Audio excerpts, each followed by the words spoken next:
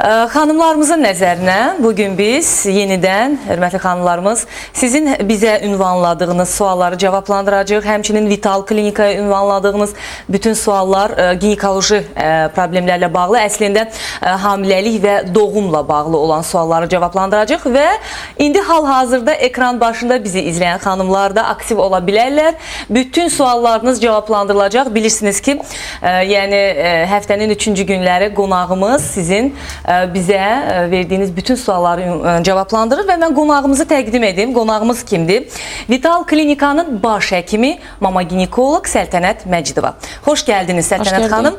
Amma mən studiya nömrəmizi hatırlatmadım xanımlarımız üçün. 562 16 48 əlaqə nömrəmizdir və ekranda da görürsünüz əlaqə nömrəsini, zəng edə bilərsiniz. Və mən ilk sualı verim. Bu da tamaşaçımızdan gəlibdir əslində. Sual belədir. 3-cü hamiləliyimdir, qanım mənfidir. Bir övladım var. 2-ci uşağım anadan olan kimi öldü.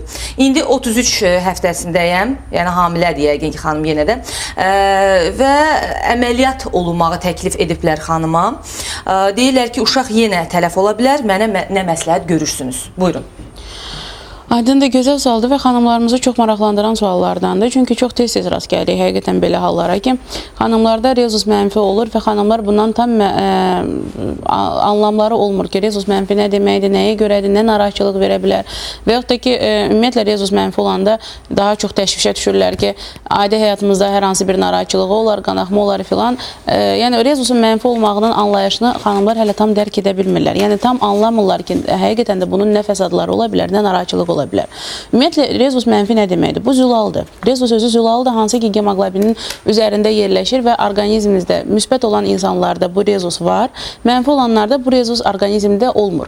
Və əgər xanımda qan mənfidirsə, rezus mənfidirsə və atada rezus müsbətdirsə, hamiləlik zamanı döl daha əksər hallarda, 90% hallarda ata-ana rezusunu götürdüyü üçün müsbət rezuslu olur. Və ana ilə dölün arasında nəyə görə rezus konflikt məhz deyilir? Çünki ana ilə döl arasında artıq konflikt yaranır. Döldə olan müsbət rezuslar, atadan götürülmüş müsbət rezuslar ananın orqanizmində olmadığı üçün ana bunu yad bir cisim kimi, yad bir yəni özündən kənar etməyə çalışır, özünə yad kimi qəbul edir. Ona görə də mənfi rezus olan analarda məhz daha çox düşüyə meyilliyi olur. Hamiləlik çox zaman düşü ilə nəticələnir. Bu ilk hamiləlik yox, daha çox digər hamiləliklərə xas olur. Daha sonraki hamiləliklərə xas olur. Ona görə qanı mənfi rezus olan xanımlar xüsusi diqqət altında, nəzarət altında olmalıdırlar. Onlar özləri həkim hətta belə maraqlanmasa da mütləq bunu qeyd etməlidirlər. Mütləq hamiləlik zamanı yoxlanılmalıdır. Çox zaman biz müayinələr zamanı aşkar edirik ki, şəxsiyyət vəsiqəsində olan rezusdan analar xanımlar daha çox buna inanaraq, buna güvənərək söyləyirlər həkimə. Üst-üstə düşməyə bilər. Hər hansı bir anlaşılmazlıq ola bilər, yanlışlıq ola bilər, səhv müalicə gedə bilər, düzgün vaxtında profilaktik aparılmaya bilər. Yəni, bu mənfi rezusun əlavə təsirlərini aradan götürmək üçün vaxtında bunun qarşısını almaq lazımdır. Vaxtında profilaktik, yəni birinci hamiləlikdə artıq bunun qarşısını almaq mümkündür. Və bunu edirlər bugünkü gündə ki, digər hamiləliklərdən narahatçılıq verməsin. Ona görə xanımlar mütləq bundan xəbərdar olmalıdırlar və vaxtında təklif olunan inyeksiyalarda, immunoqlobulindir, bu olunmalıdır. Qaldı xanımımızın vəziyyətinə ki, ikinci uşaq doğulubdur və tələf olubdur. Bu ola bilər ki, hər hansı bir digər səbəbdən olsun, ola bilər də məhz mənfi rezusa görə olmuş olsun. Yəni, hamiləlik sona çatıbdır və doğulandan sonra artıq uşaqda anemiya olubdur, anemiya fonunda bilirubinin qalxmağı olubdur, sarılıq olubdur və bundan da körpə tələf ola bilər. Ona görə xanım xüsusi diqqət altında olmalıdır. Əgər xanıma hal-hazırda təklif olunubsa ki, keysəriyyə əməliyyatı ilə təcili götürülməlidir, ola bilər antiselin miqdarı həqiqətən də yüksəkdir və vacib şəkildə xəstəxanada stasionar vəziyyətdə yatmalıdır, həkim nəzarət altında olmalıdır və sonda həqiqətən də əgər doğumu gözləmək mümkün deyilsə, artıq keysəriyyə kəsiyi birbaşa göstərir. Çünki bətin daxilində tələf ola bilər uşaq və yaxud da ki, doğulduqdan sonra fəsadlarını verə bilər. Əlbəttə, yenə söyləyirəm, bu həkim nəzarət altında olmalıdır. Həkim mütləq nəzarət etməlidir antiselin miqdarına. Əgər antiselin miqdarı həqiqətən də yüksəkdirsə, mütləq vacib şərtli keysəriyyə əməliyyatı olunmalıdır. Aydındır. Yəni, yəqin xanımımız bizi dinlədi və bildi artıq nə etməlidir və hal-hazırda xəttdə tamaşaçımız var. Alo. Alo. Sabahınız xeyir. Salamlayıram sizi, həkim. Biz də sizi salamlayırıq və sualınızı eşidək. Üzr istəyirəm, mənim sualım Səltənət xanımadır. Menstruasiya ilə bağlı. Bilmək istəyirdim ki, Biz nədənsə, çox üzr istəyirəm, nədənsə xanımın səsini yaxşı eşidə bilmirik. Xanım, bir də... Alo. Alo. Bəli. Buyurun. Bəli. Aha, buyurun. Üzr istəyirəm Sətan xanım. Mənim sualım sizədir. Menstruasiya ilə bağlı. Neçə aylar öncədir ki, mənim problemim menstruasiya bağlıdır. Ayın bir gününü xəstələnməklə bağlı daha doğrusu. Mən bilmək istəyirdim. Mən hormonlarımı yoxlatdırmalıyam və yaxud da ki, ginekoloji müalicə götürməliyəm. Ailəlisiniz xanım? Bəli, Uşaq var? var. 2 oğlum var. 2 oğlunuz var. Menstruasiyada necə olur? Yəni bir gün, Bir gün. Bəli. amma vaxtında mı olur? Bəli, vaxtında. Aydındır. Aha. Mütləq əlbəttə birinci növbədə hormonlar yoxlanılmalıdır. Birinci növbədə ginekoloji müayinə olmalıdır, ultrasəs, həkim müayinəsi və daha sonra hormonal müayinədən keçirilməlidir. Bu ola bilər qalxanvari vəzn hormonlarına əlaqədar olsun, bu ola bilər böyrək üstü vəzn hormonlarına əlaqədar olsun. Yəni hormonal sistem elə bir sistemdir ki, bir-birinə əlaqəli şəkildə narahatçılıq verə bilər. Əgər qalxanvari vəzdə hər hansı bir hormonlarda narahatçılıq varsa, bu mütləq özünü yumurtalıqda göstərəcək, uşaqlıqda göstərəcək. Həmçinin böyrək üstü vəzdə və yaxud da ki, testosteron deyilən kişi cinsiyyət hormonu var, o yüksək olanda hər hansı bir narahatçılıq olur.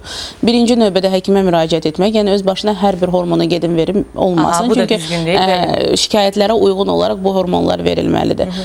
Həkim anamnezi toplayır tam olaraq, şikayətlərə baxır və şikayətlərə uyğun olaraq əlbəttə ki, mütləq dərəcədə hormonal müayinədən keçməlidir. Amma xanım təxminən özü də, yəni belə deyək, yəqin ki, proqramlara baxır, maariflənir, oxuyur və bilib ki, burada yəqin ki, hormonal nəsə disbalans var və mütləq həm ultrasəs, həm hormonları yoxlatmaq lazımdır. Həm belə bir narahatçılıq mən xanımdan düz soruşmadım, amma çoxsaylı arzu olunmayan hamiləliklər abortla nəticələnir və çoxsaylı abortlar olunursa, bu halda da gətirib çıxarda bilər narahatçılığa. Yəni yumurtalığın disfunksiyasına, yəni bir çox problemlər, bir çox narahatçılıqlar ola bilər. Ona görə mütləq həkim müayinəsindən keçmək vacib şərtdir. Vacib şərtlərdəndir və bu, belə deyək də, menstrual siklın bir gün olması bu normal sayılmır. Ona görə bu patologiyadır, mütləq bunu müalicə etmək lazımdır.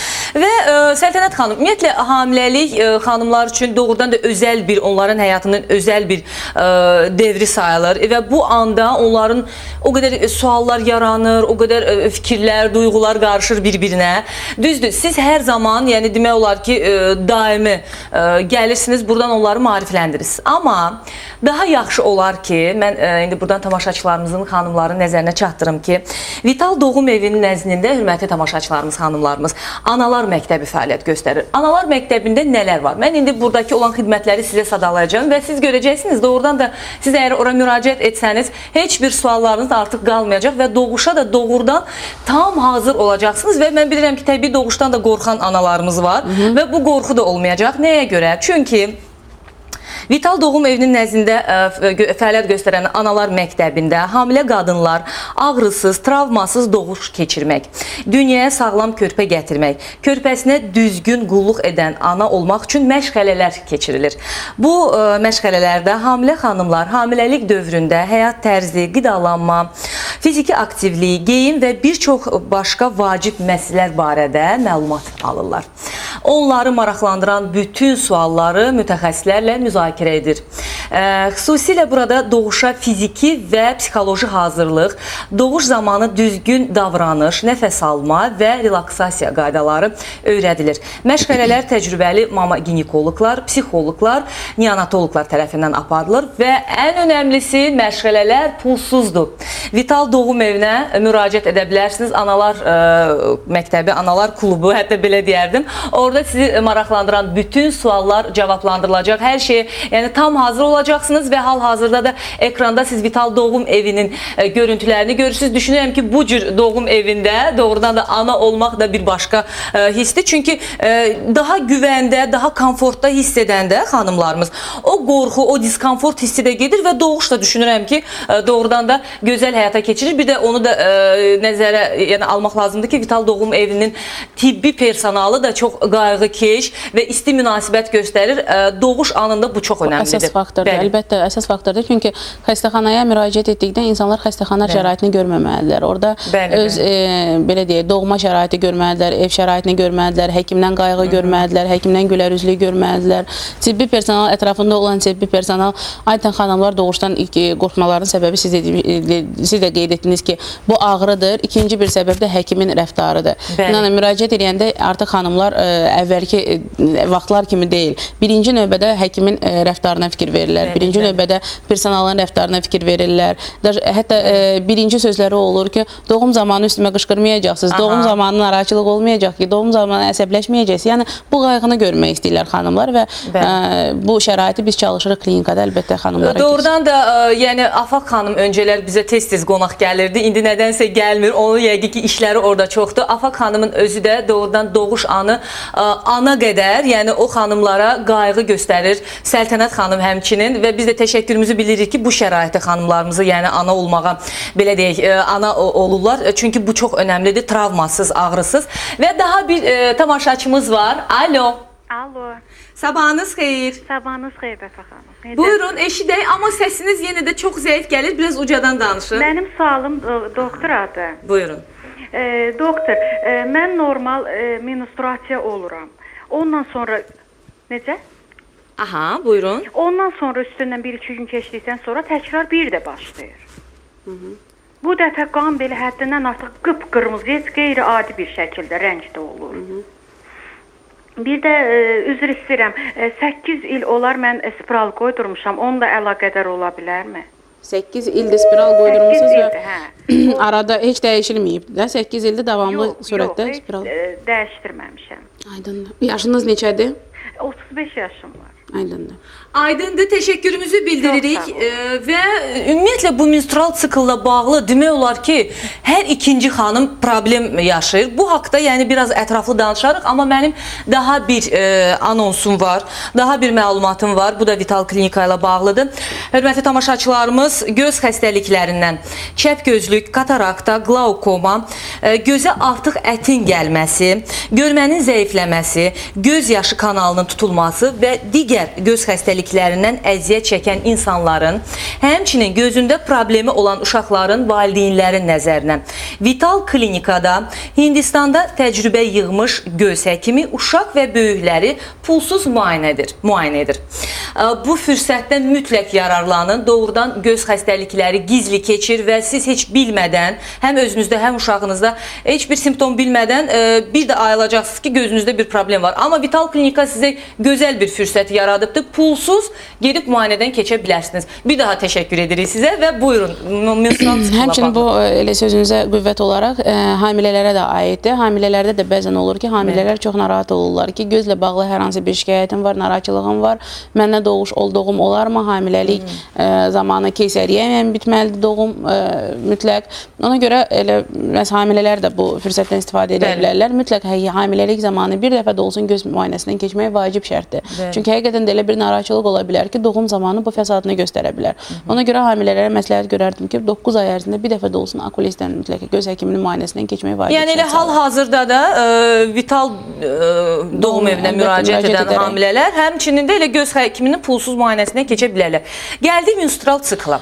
Gəldim xanımın sualına. Xanımın sualı həqiqətən də maraqlı sualdır. Nəyə görə? Çünki deyir ki, menstrual sikl oluram və normal qaydasında oluram. Bir neçə gündən sonra təkrar olunur. Bu qanaxma fonunda olan bir narahatçılıqdır. Mən belə bir təcrübə, öz təcrübəmdən gördüyüm bir xanımdan söyləmək istəyirəm. Xanım müayinəyə gəlirdi bizə. İlk dəfə müayinəyə gəldikdə xanımımız söylədi ki, bax daima mən artıq illərdir bu müalicəni alıram, amma yenə də bu qanaxma dayanmır. Nə narahatçılıq ola bilər, nəyə görə ola bilər? Hər bir müalicəni də həqiqətən almışdı. Həm hormonal müayinələrdən keçmişdi, həm hormonal müalicə almışdı. Hər bir müalicəni almışdı. Tək bir şey etməmişdi ki, xanım. Həkim güzgü ilə baxış deyirik də. Bir var ultrasəs müayinəsi, bir də var güzgü ilə baxış. İnanın, həkim bir dəfə də olsun illər ərzində güzgü ilə baxış olmamışdı xanıma.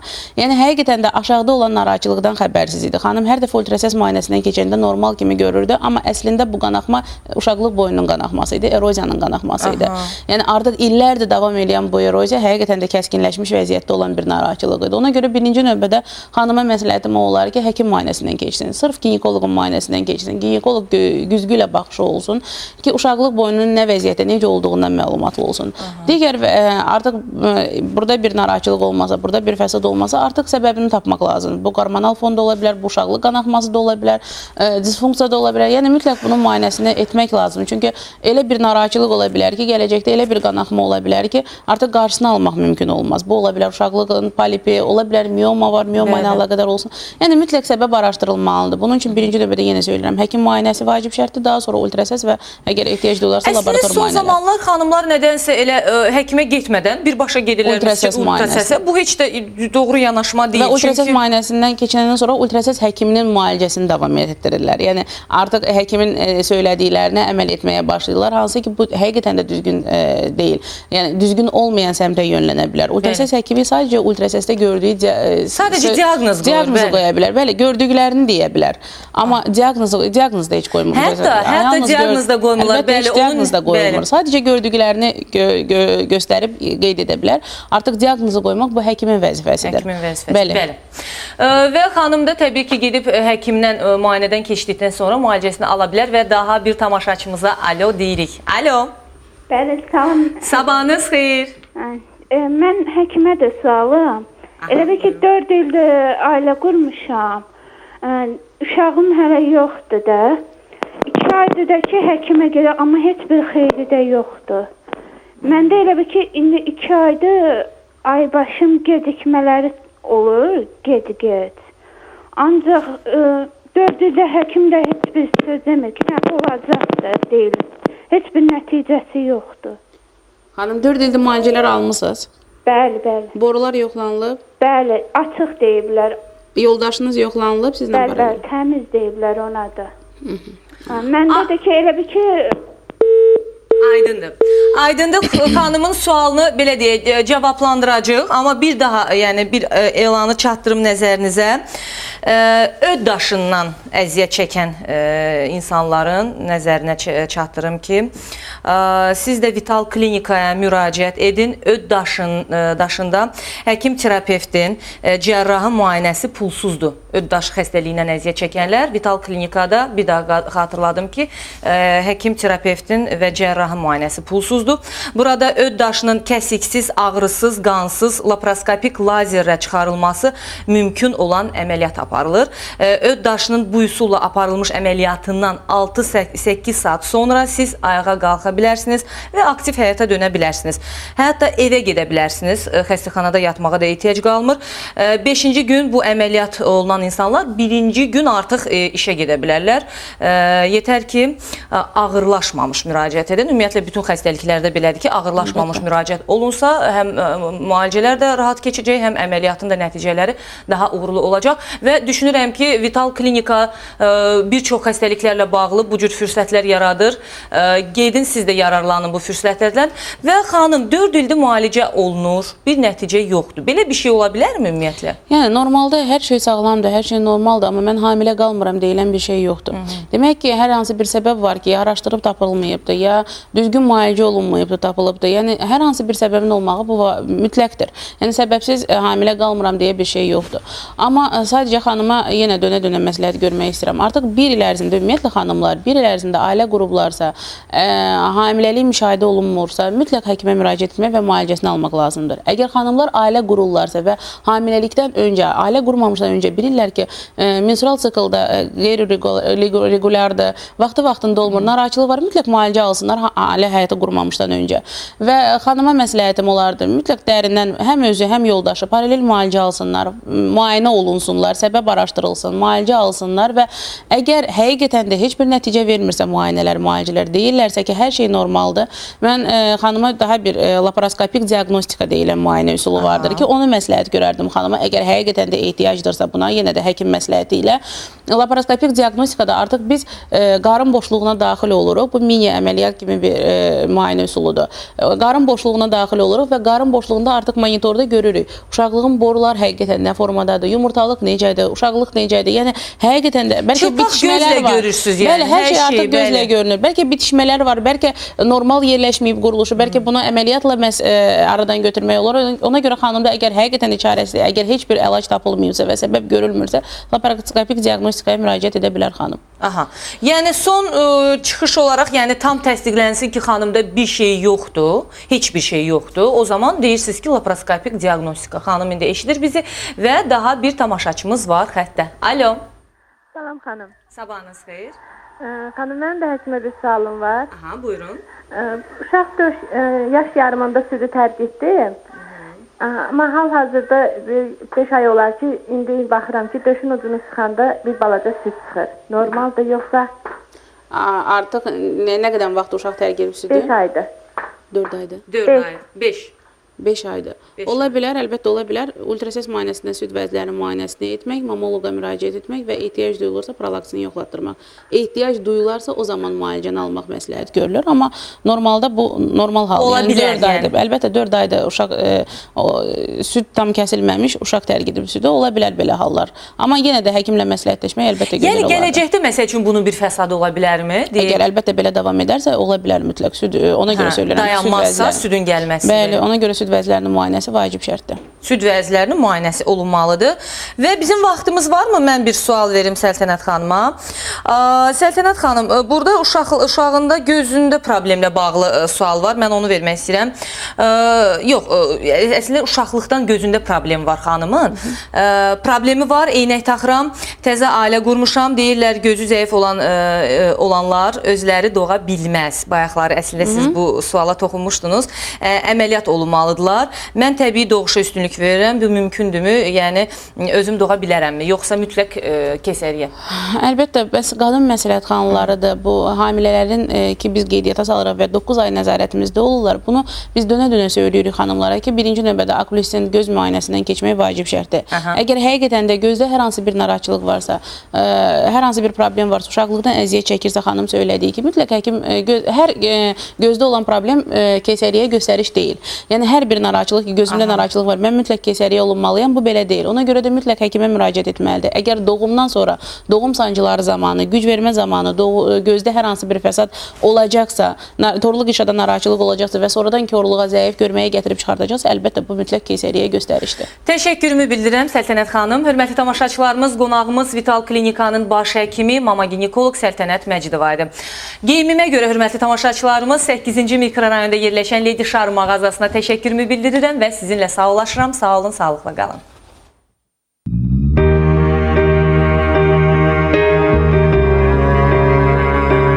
İnsanlar dünyaya gəldiyi ilk gündən bizə ehtiyac duyurlar və sağlamlıq adlanan ən dəyərli neməti də ömürlərinin son gününə kimi bizə etibar edirlər. Elə bu səbəbdən də mən bir həkim kimi öz sənətimlə fəxr edirəm. Qadın adının ən yüksək məqamı ana olmaqdır. Klinikamızın doğum şöbəsinə müraciət edən analar bu şərəfli missiyanın hər bir anını bizimlə bölüşürlər. Bundan gözəl həyatda nə ola bilər? Körpəni dünyaya gətirmək, sevinç dolu anlar və körpəni dünyaya gətirən zaman anaların gözlərində o xoşbəxtliyi görmək, bu xoşbəxtliyə şərik olmaq və mən bunu mənə qismət edən Tanrıma və müəllimlərimə minnətdaram. Dünyaya gələn hər bir körpə gələcəyin əsəridir və bu əsərin mükəmməl olması üçün sağlam təməl vacibdir. Vital Klinika öz peşəkar həkim heyəti və çoxillik iş təcrübəsi sayəsində bu təməlin əsasını qoyur. İnsanların etimadını qazanmaq nə qədər çətin, bunu itirmək isə nə qədər asandır. Biz bugünün xoşbəxt anası, gələcəyin sağlam körpəsi naminə çətin olanı seçdik.